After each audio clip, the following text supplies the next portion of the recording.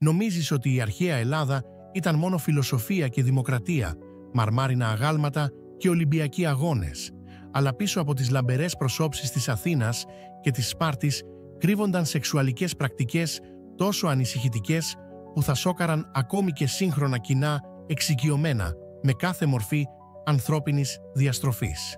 Αλλά πριν συνεχίσουμε, αν σου αρέσει η σκοτεινή, ξεχασμένη ιστορία, σκέψου να εγγραφείς και σχολίασε από πού παρακολουθείς. Μας βοηθάει πολύ να φτιάξουμε περισσότερα βίντεο σαν αυτά. Τώρα πίσω στο βίντεο. Οι αρχαίοι Έλληνες δεν έβλεπαν τη σεξουαλικότητα όπως την βλέπουμε εμείς σήμερα. Δεν υπήρχε έννοια σεξουαλικής προσανατολισμού όπως την κατανοούμε. Αντίθετα, η ελληνική κοινωνία λειτουργούσε βάσει μιας άκαμπτης ιεραρχίας βασισμένης εξ ολοκλήρου στην σεξουαλική κυριαρχία. Ο ρόλος σου κατά τις ερωτικές πράξεις καθόριζε την κοινωνική σου θέση, τα νομικά σου δικαιώματα και την πολιτική σου εξουσία. Το να είσαι ο διεισδυτικός εταίρος σήμαινε αρενοπότητα, εξουσία και ηθαγένεια. Το να είσαι ο διεισδιόμενος σήμαινε θηλυκότητα, υποταγή και κοινωνικό θάνατο για ενήλικες άνδρες. Αυτό δεν ήταν κάποια αφηρημένη φιλοσοφική έννοια. Αυτή η ιεραρχία διαμόρφωνε νόμους, καθόριζε καριέρες και κυριολεκτικά αποφάσιζε ποιος ζούσε ως σεβαστός πολίτης και ποιος πέθαινε ως κοινωνικός παρεΐσακτος. Η σεξουαλική πολιτική της αρχαίας Ελλάδας δημιούργησε ένα σύστημα όπου η εξουσία και η ειδονή έγιναν αξεχώριστα συνδεδεμένες, οδηγώντας σε πρακτικές που θα τρόμαζαν οποιοδήποτε σύγχρονο πολιτισμό. Ας ξεκινήσουμε με τον πιο κανονικοποιημένο τρόμο της ελληνικής κοινωνίας. Η παιδεραστία δεν ήταν κάποια υπόγεια διαστροφή. Ήταν η γωνιάρινη πέτρα της ελίτ εκπαίδευσης. Γιόρταζε στην τέχνη, επενήτω στη λογοτεχνία και προστατευόταν από τον νόμο. Ενήλικες άνδρες στα 30 τους χρόνια συστηματικά επιδίωκαν σεξουαλικές σχέσεις με αγόρια τόσο μικρά όσο 12 ετών, ονομάζοντας το mentorship και εκπαίδευση. Η πρακτική ακολουθούσε συγκεκριμένους κοινωνικούς κανόνες που την κάνουν ακόμη πιο ανησυχητική. Ο μεγαλύτερος άνδρας, που λεγόταν εράστες, θα φλερτάρει με ένα αγόρι που λεγόταν ερωμένος μέσω εμπλουτισμένων δώρων και δημόσιων εμφανίσεων. Αυτές δεν ήταν μυστικές σχέσεις. Οι οικογένειες συχνά ενθάρρυναν αυτές τις διευθετήσεις, βλέποντάς τες ως μονοπάτια κοινωνικής ανόδου για τους γιους τους. Η ομορφιά του αγοριού και η θέση του άνδρα δημιούργησαν μία αγορά εκμετάλλευσης παιδιών, μεταμφιεσμένης σε πολιτιστική παράδοση. Αρχαιολογικά ευρήματα δείχνουν παιδεραστικές σκηνές, βαμμένες σε αγγεία, σκαλισμένες σε μνημεία και γιορταζόμενες σε δημόσιους χώρους. Αυτές δεν ήταν κρυμμένες διακοσμήσεις. Ήταν mainstream καλλιτεχνικά θέματα που εκτίθεντο σε σπίτια, ναούς και κυβερνητικά κτίρια. Η κανονικοποίηση ήταν τόσο πλήρης που η άρνηση αυτών των σχέσεων μπορούσε να βλάψει τις κοινωνικές προοπτικές ενός αγοριού περισσότερο από την αποδοχή τους. Οι παράμετροι ηλικίας αποκαλύπτουν την υπολογισμένη φύση αυτού του συστήματος. Τα αγόρια γίνονταν διαθέσιμα για αυτές τις σχέσεις με την έναρξη της εφηβείας γύρω στα 12 έως 14 χρόνια. Οι σχέσεις αναμενόταν να τελειώνουν όταν εμφανιζόταν τρίχα στο πρόσωπο, συνήθως γύρω στα 18 έως 20. Αλλά εδώ είναι το πραγματικά ανησυχητικό μέρος. Ο συγχρονισμός δεν αφορούσε την προστασία των παιδιών. Αφορούσε τη διατήρηση της δυναμικής εξουσίας. Μόλις ένα αγόρι ανέπτυσε αρσενικά χαρακτηριστικά, η συνέχεια της σχέσης θα απειλούσε την κυρίαρχη θέση του μεγαλύτερου άνδρα. Η εκπαιδευτική αιτιολόγηση προσθέτει ένα άλλο στρώμα τρόμου. Αυτές οι σχέσεις παρουσιάζονταν ως προγράμματα mentorship, όπου μεγαλύτεροι άνδρες δίδασκαν νεότερα αγόρια για πολιτική, φιλοσοφία και κοινωνικούς τρόπους. Αλλά το σεξουαλικό συστατικό δεν ήταν τυχαίο. Θεωρούνταν απαραίτητο για την εκπαιδευτική διαδικασία. Οι Έλληνες πίστευαν ότι η σωματική οικειότητα δημιουργούσε συναισθηματικούς δεσμούς που ενίσχυαν τη μάθηση και την ανάπτυξη χαρακτήρα. Σύγχρονοι μελετητές αμφισβητούν την ακριβή φύση αυτών των σχέσεων με κάποιους να υποστηρίζουν ότι ήταν κυρίως συναισθηματικές παρά σεξουαλικές. Αλλά σύγχρονες ελληνικές πηγές αφήνουν λίγη αμφιβολία για την φυσική τους πραγματικότητα. Νομικά έγγραφα συζητούν κανονισμούς για αυτές τις σχέσεις. Ιατρικά κείμενα περιγράφουν σωματικές πρακτικές. Λογοτεχνικά έργα γιορτάζουν τα σεξουαλικά πλευρά ανοιχτά. Τα στοιχεία είναι συντριπτικά και ανησυχητικά. Η σπαρτιατική στρατιωτική κουλτούρα πήρε αυτές τις πρακτικές σε ακόμη πιο ακραία επίπεδα. Το Αγκότζε, το θρυλικό πρόγραμμα στρατιωτικής εκπαίδευσης της Σπάρτης, ξεκινούσε όταν τα αγόρια ήταν 7 ετών. Απομακρυνόμενα από τις οικογένειές τους, αυτά τα παιδιά έμπαιναν σε ένα σύστημα όπου μεγαλύτεροι πολεμιστές γίνονταν οι μέντορές τους, οι προπονητές τους και οι σεξουαλικοί τους εταίροι. Η πρακτική ήταν τόσο θεσμοθετημένη που η άρνηση συμμετοχής μπορούσε να τελειώσει την στρατιωτική καριέρα ενός αγοριού πριν καν ξεκινήσει. Οι Σπαρτιάτες πολεμιστές αναμενόταν να σχηματίζουν έντονους συναισθηματικούς και σωματικούς δεσμούς με τους εκπαιδευόμενους τους. Αυτές οι σχέσεις θεωρούνταν κρίσιμες για την ανάπτυξη της άγριας πίστης και του θάρρους που έκαναν τους Σπαρτιατικούς στρατούς θρυλικούς, αλλά η ψυχολογική επίδραση στα παιδιά που αναγκάζονταν σε σεξουαλικές σχέσεις με ενήλικες αυθεντικές φιγούρες δεν λήφθηκε ποτέ υπόψη. Το σύστημα προτεραιοποιούσε την στρατιωτική αποτελεσματικότητα πάνω από την ανθρώπινη αξιοπρέπεια. Η διαδικασία επιλογής ήταν μεθοδική και σκληρή. Μεγαλύτεροι πολεμιστές επέλεγαν τα αγαπημένα τους βάση φυσικής ομορφιάς, αθλητικής δυνατότητας και οικογενειακών συνδέσεων. Αγόρια που δεν επιλέγονταν αντιμετώπιζαν κοινωνικό αποκλεισμό και περιορισμένες επαγγελματικές προοπτικές. Αυτοί που επιλέγονταν έμπαιναν σε σχέσεις που δεν είχαν εξουσία να αρνηθούν, με άνδρες που ελέγχανε κάθε πτυχή της ζωής τους. Η ίδια η εκπαίδευση συνδύαζε σωματική βιαιότητα με σεξουαλική εκμετάλλευση. Τα αγόρια υποσιτίζονταν σκόπιμα, ντυνόταν ανεπαρκώς και υπέβαλαν σε σκληρή πειθαρχία. Σε αυτή την ευάλωτη κατάσταση εξαρτιόνταν πλήρως από τους μεγαλύτερους εταίρους τους για προστασία, φαγητό και συναισθηματική υποστήριξη.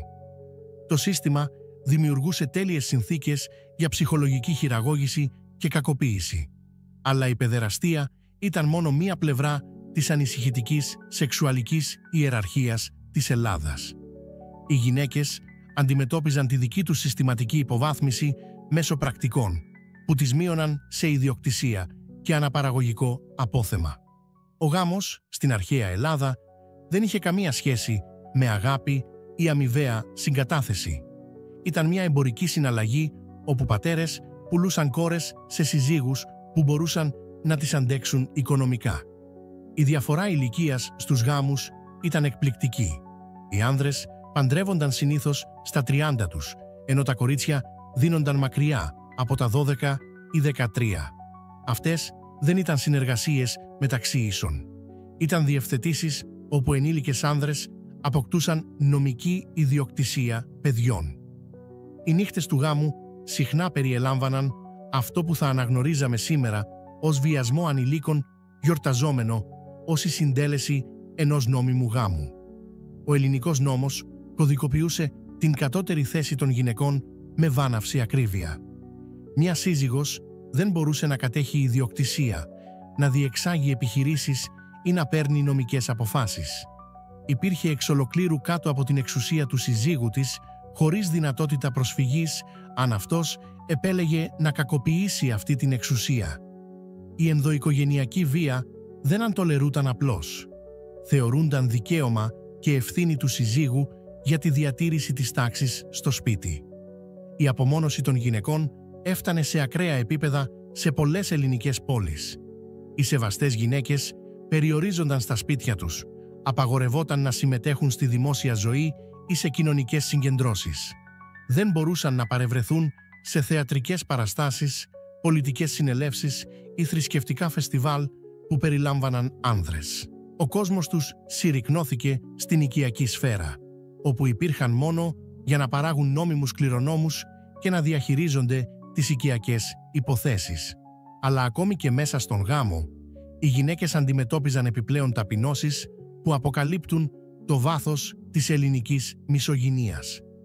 Οι σύζυγοι ρουτίνα διατηρούσαν σχέσεις με ανδρικούς εραστές, θηλυκές δούλες και πόρνες. Αυτές οι υποθέσεις δεν κρύβονταν ή ντρέπονταν. Ήταν αναμενόμενες πλευρές αρσενικής συμπεριφοράς που οι σύζυγοι ήταν υποχρεωμένες να αποδεχτούν χωρίς παράπονο. Η σεξουαλική διπλή μέθοδος ήταν απόλυτη και αμήλικτη. Η μοιχεία μιας συζύγου τιμωρούνταν με θάνατο ή μόνιμη εξορία. Η απιστία ενός συζύγου θεωρούνταν φυσιολογική αρσενική συμπεριφορά. Οι γυναίκες που έδειχναν ζήλια ή δυσαρέσκεια θεωρούνταν παράλογες και δυνητικά επικίνδυνες για την κοινωνική σταθερότητα. Το σύστημα τις παγίδευε σε γάμους όπου δεν είχαν δικαιώματα, φωνή και διαφυγή. Η θρησκευτική πορνεία πρόσθεσε μία άλλη διάσταση τρόμου στις εμπειρίες των γυναικών στην αρχαία Ελλάδα. Ο ναός της Αφροδίτης στη Κόρινθο διατηρούσε πάνω από 1.000 ιερές πόρνες, δωρημένες από οικογένειες ως θρησκευτικές προσφορές. Αυτές οι γυναίκες δεν ήταν εθελόντριες που υπηρετούσαν μία θεία κλίση. Ήταν ανθρώπινες θυσίες σε οικονομικά και θρησκευτικά συστήματα που εμπορευματοποιούσαν τα σώματά τους. Η πρακτική λειτουργούσε υπό θρησκευτική άδεια, κάνοντας την αντίσταση όχι μόνο δύσκολη, αλλά βλάσφημη. Οι οικογένειες αφιέρωναν κόρες στην υπηρεσία του ναού, γνωρίζοντας ότι θα περνούσαν τις ζωές τους παρέχοντας σεξουαλικές υπηρεσίες σε ανδρικούς προσκυνητές. Το θρησκευτικό πλαίσιο παρήχε ηθική αιτιολόγηση για αυτό που ισοδυναμούσε με οργανωμένη σεξουαλική δουλεία. Η οικονομία της ιερής πορνείας αποκαλύπτει την αληθινή της φύση. Οι ναοί έβγαζαν τεράστια έσοδα από αυτές τις υπηρεσίες, χρηματοδοτώντας κατασκευαστικά έργα και υποστηρίζοντας ιερατικές ιεραρχίες. Οι ίδιες οι γυναίκες δεν έβλεπαν κανένα από αυτό το κέρδος. Ήταν πολύτιμη η ιδιοκτησία που παρήγαγε εισόδημα για θεσμούς που τις κατήχαν πλήρως. Τα σώματά τους γίνονταν θρησκευτικά εμπορεύματα σε ένα σύστημα που αγίαζε την σεξουαλική εκμετάλλευση. Αρχαιολογικά ευρήματα από ναούς δείχνουν την βιομηχανική κλίμακα αυτών των επιχειρήσεων. Κατοικίες για εκατοντάδες γυναίκες, εμπλουτισμένες εγκαταστάσεις λουτρού και διοικητικά κτίρια για τη διαχείριση της επιχείρησης. Αυτές δεν ήταν μικρές θρησκευτικές πρακτικές. Ήταν μεγάλες οικονομικές επιχειρήσεις χτισμένες στην συστηματική σεξουαλική κακοποίηση μεταμφιεσμένης σε θεία υπηρεσία. Η διαδικασία επιλογής για ιερές πόρνες ακολουθούσε οικίες προτύπους εκμετάλλευσης. Νεαρές γυναίκες επιλέγονταν για φυσική ομορφιά και οικογενειακή απόγνωση. Φτωχές οικογένειες έβλεπαν την υπηρεσία του ναού ως την μόνη επιλογή επιβίωσης για την κόρη τους, ενώ πλούσιες οικογένειες την χρησιμοποιούσαν για να εκπληρώσουν θρησκευτικές υποχρεώσεις χωρίς να θυσιάσουν την δική τους άνεση. Η ψυχολογική χειραγώγηση εκτεινόταν πέρα από μεμονωμένες σχέσεις σε συστηματικό πολιτιστικό προγραμματισμό. Αυτά τα κορίτσια έμπαιναν στην υπηρεσία του ναού πιστεύοντας ότι επιλέχθηκαν από τους θεούς, ευλογημένες με θεϊκό σκοπό. Η θρησκευτική indoctrination ήταν τόσο εμπεριστατωμένη που πολλές έρχονταν να βλέπουν την εκμετάλλευσή τους ως ιερό καθήκον, ανίκανες να αναγνωρίσουν την θυματοποίησή τους ακόμη και καθώς καταστρέφει τις ζωές τους. Αλλά ίσως η πιο ανησυχητική πλευρά της ελληνικής σεξουαλικότητας ήταν η κανονικοποίηση της ερωτικής μαγείας σχεδιασμένης να ελέγχει και να χειραγωγεί απρόθυμους εταίρους. Οι αρχαίοι Έλληνες εξασκούσαν ξόρκια αγάπης με την ίδια ανέμελη αποδοχή που έδειχναν για οποιαδήποτε άλλη μορφή εμπορίου. Αυτά δεν ήταν ακίνδυνα ρομαντικά χειρονομίες. Ήταν υπολογισμένες προσπάθειες να παρακάμψουν τη συγκατάθεση μέσω υπερφυσικής εξαναγκασμού. Οι μαγικές πρακτικές αποκάλυπταν τα βάθη των ελληνικών στάσεων απέναντι στην σεξουαλική αυτονομία.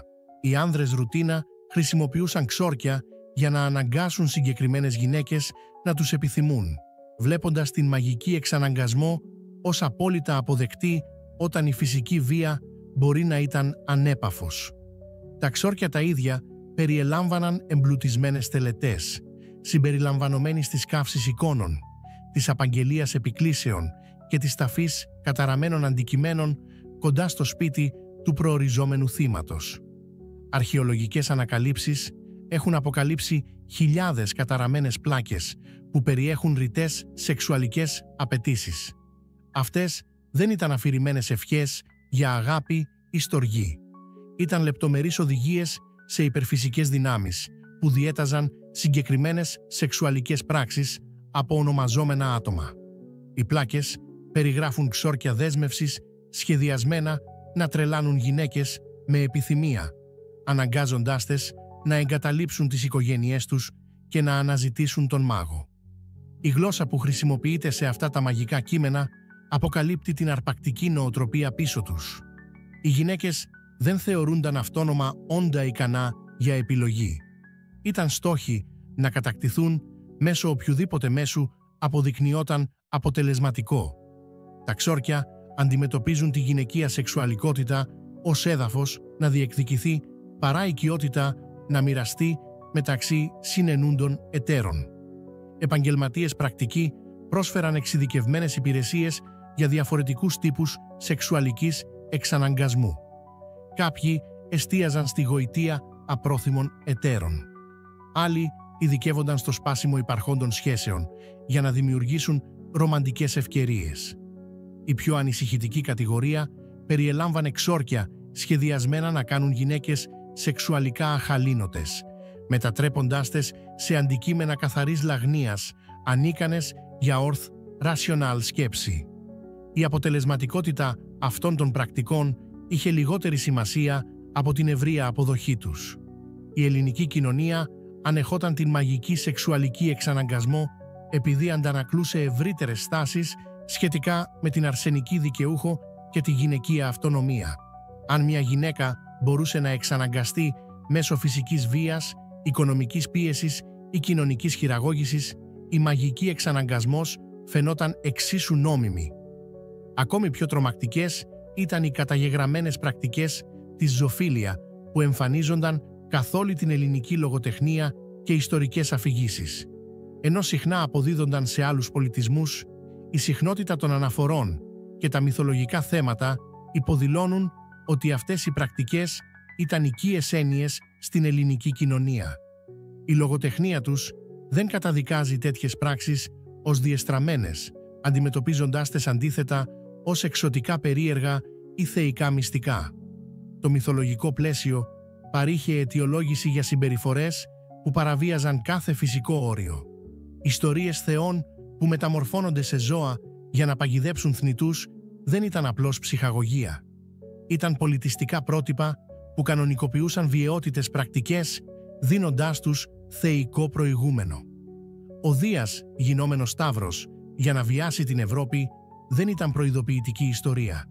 Ήταν γιορταζόμενος μύθος που εκτελούνταν σε θέατρα και απεικονιζόταν στην τέχνη. Τα ιατρικά και φιλοσοφικά γραπτά της περίοδου συζητούν αυτές τις πρακτικές με κλινική αποστασιοποίηση που είναι πιο ανησυχητική από την ανοιχτή καταδίκη. Ελληνικοί ιατροί έγραφαν για θεραπεία τραυμάτων που προκύπτουν από επαφή με ζώα. Φιλόσοφοι αμφισβητούσαν αν τέτοιες πράξεις παραβίαζαν τον φυσικό νόμο ή αντιπροσώπευαν εναλλακτικές εκφράσεις ανθρώπινης επιθυμίας. Η ανέμελη, ακαδημαϊκή προσέγγιση αποκαλύπτει μια κοινωνία όπου τίποτα δεν θεωρούνταν υπερβολικά ακραίο για να συζητηθεί ή να εξασκηθεί. Ακόμη και η έννοια της συγκατάθεσης, περιορισμένη όπως ήταν στην ελληνική κοινωνία, εξαφανιζόταν πλήρως όταν επρόκειτο για δούλους και ξένους. Αυτοί οι πληθυσμοί υπήρχαν εξ ολοκλήρου εκτός νομικής προστασίας, διαθέσιμοι για οποιαδήποτε μορφή σεξουαλικής εκμετάλλευσης επιθυμούσαν οι ιδιοκτήτες τους. Η συστηματική κακοποίηση των δούλων έφτανε σε επίπεδα που κάνουν τη δουλεία φοιτιών να φαίνεται συγκρατημένη σε σύγκριση. Τα ελληνικά νοικοκυριά ρουτίνα διατηρούσαν δούλους, ειδικά για σεξουαλικούς σκοπούς.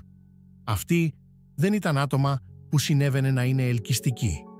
Ήσαν ανθρώπινα όντα, αγορασμένα και εκτρεφόμενα για την σεξουαλική τους χρησιμότητα. Παιδιά, γεννημένα από αυτές τις διευθετήσεις, γίνονταν ιδιοκτησία του νοικοκυριού, συνεχίζοντας τον κύκλο εκμετάλλευσης στην επόμενη γενιά.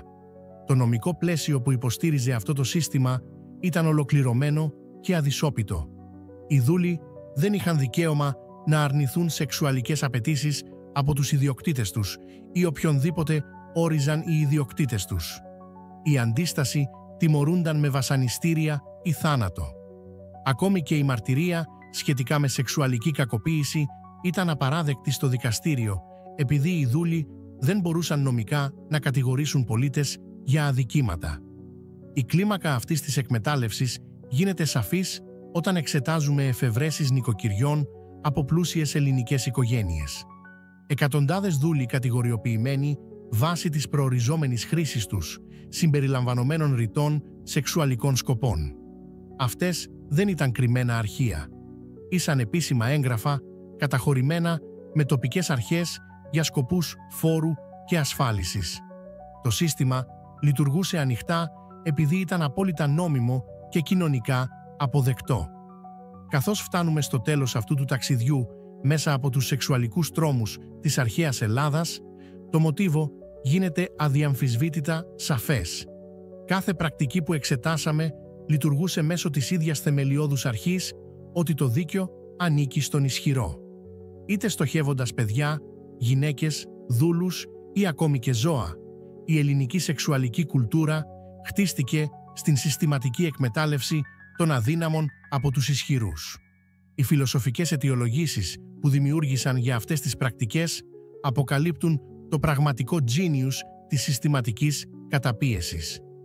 Καλώντας την κακοποίηση παιδιών εκπαίδευση, την σεξουαλική δουλεία θρησκεία και την μαγική εξαναγκασμό ρομαντισμό, μετέτρεψαν φρικτά εγκλήματα σε πολιτιστικές αρετές. Τα θύματα δεν μπορούσαν να αντισταθούν σε αυτό που η κοινωνία γιόρταζε ως ωφέλιμο για αυτά. Αυτό δεν ήταν ένας πολιτισμός που παλεύει με ηθικά ερωτήματα σχετικά με τη σεξουαλικότητα. Ήταν μια κοινωνία που είχε απαντήσει σε αυτά τα ερωτήματα, αποφασίζοντας ότι οι ισχυροί είχαν απεριόριστα δικαιώματα πάνω στους αδύναμους. Η δημοκρατία που έδινε πολιτική φωνή στους αρσενικούς πολίτες λειτουργούσε παράλληλα με συστήματα που σίγαζαν όλους τους άλλους μέσω σεξουαλικής υποδούλωσης. Η κληρονομιά αυτών των πρακτικών αντυχεί μέσα στην ιστορία με τρόπους που οι περισσότεροι άνθρωποι δεν αναγνωρίζουν ποτέ. Τα φιλοσοφικά πλαίσια που αιτιολόγησαν την ελληνική σεξουαλική εκμετάλλευση επηρέασαν τον Ρωμαϊκό νόμο, τη χριστιανική θεολογία και τις δυτικές νομικές παραδόσεις. Τα ίδια επιχειρήματα που χρησιμοποιήθηκαν για να υπερασπιστούν την παιδεραστία και την σεξουαλική δουλεία εμφανίζονται σε τροποποιημένες μορφές καθ' όλη την επόμενη πολιτισμούς. Η κατανόηση αυτής της ιστορίας έχει σημασία επειδή αποκαλύπτει πόσο εύκολα εξελιγμένες κοινωνίες μπορούν να κανονικοποιήσουν φρικτές πρακτικές μέσω πολιτιστικής conditioning και θεσμικής υποστήριξης. Οι αρχαίοι Έλληνες δεν ήταν πρωτόγονοι βάρβαροι που ενεργούσαν βάσει άγριων παρορμήσεων. Ήσαν μορφωμένοι, φιλοσοφικοί άνθρωποι που δημιούργησαν συστηματικές αιτιολογήσεις για συμπεριφορές που ήξεραν ότι προκαλούσαν πόνο. Ίσως το πιο ανησυχητικό απ' όλα, κατάφεραν να παρουσιάσουν τον πολιτισμό τους ως την γενέτειρα της λογικής, της δημοκρατίας και της ανθρώπινης αξιοπρέπειας. Για χιλιάδες χρόνια, μελετητές έχουν μελετήσει την ελληνική φιλοσοφία αγνοώντας τις ελληνικές σεξουαλικές πρακτικές, διατηρώντας τους μύθους ενώ θάβουν την πραγματικότητα. Τα μαρμάρινα αγάλματα και τα δημοκρατικά ιδεώδη επέζησαν. Οι φωνές των θυμάτων σίγησαν. Την επόμενη φορά που θα δεις την αρχαία Ελλάδα να απεικονίζεται ως χρυσή εποχή ανθρώπινης κατάκτησης, θυμήσου τα παιδιά που αναγκάστηκαν σε σεξουαλικές σχέσεις με τους δασκάλους τους, τις γυναίκες που αντιμετωπίστηκαν ως αναπαραγωγικό απόθεμα, τους δούλους που υπήρχαν μόνο για την ειδονή του ιδιοκτήτη τους και τις μαγικές πρακτικές σχεδιασμένες να παρακάμψουν την ανθρώπινη συγκατάθεση. Πίσω από κάθε μαρμάρινη κολόνα στεκόταν ένα σύστημα χτισμένο σε σεξουαλική εκμετάλλευση τόσο ολοκληρωτική που κάνει σύγχρονα έσχη να φαίνονται περιορισμένα σε σύγκριση. Αυτή είναι η πραγματική κληρονομιά της αρχαίας Ελλάδας, που τα μαθήματα ιστορίας βολικά ξεχνούν να αναφέρουν.